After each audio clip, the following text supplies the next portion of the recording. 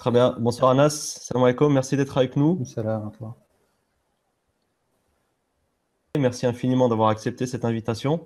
Nous rentrerons donc dans le vif du sujet. Commencer bien sûr par planter le décor. Qu'est-ce que la blockchain? Comment est-ce qu'elle fonctionne?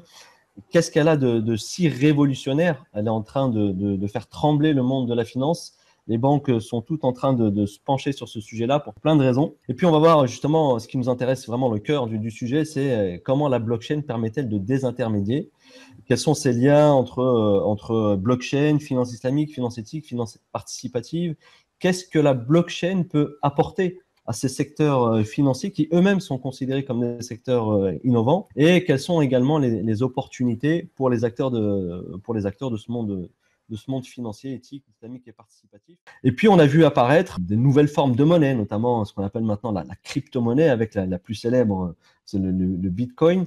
Et puis, il y en a eu d'autres après. Il y a eu l'Ether, le Litecoin, plus récemment aussi le Monero qui prend une certaine valeur. Et puis, il y en a bien sûr d'autres. Il y a toute une place de ces crypto-monnaies sur laquelle on peut voir justement combien il y en a en circulation. Et les banques, je vous le disais, s'y intéressent vraiment de très très près. Il y a un consortium qui a été créé il y a quelques temps et qui réunit plus de 50 institutions financières parmi les plus grandes, justement pour savoir un peu comment utiliser et comment profiter de la blockchain dans le cadre du secteur bancaire.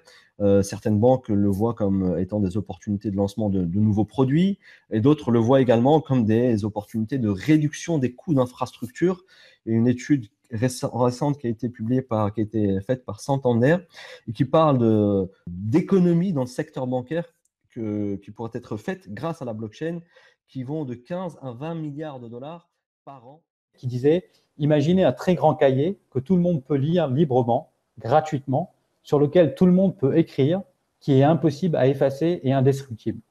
En gros, BC, ça veut dire blockchain. La blockchain, qu'est-ce qu'elle fournit? Elle fournit de l'intégrité. On a parlé de cette information qui est sécurisée, cryptée, qui n'est pas duplicable. Et en plus, elle est traçable. Donc, une traçabilité, on peut remonter exactement dans la chaîne de blocs quelle information, comment elle-même elle a été insérée, à quel moment, avec toutes les, vous savez, les pistes d'audit qui sont possibles et imaginables. On reproduit un peu comme un mini-fond, mais de façon très claire et très simple, étape par étape, avec une partie de collecte de ressources. Ces ressources sont investies, ces investissements génèrent des profits et ces profits sont partagés.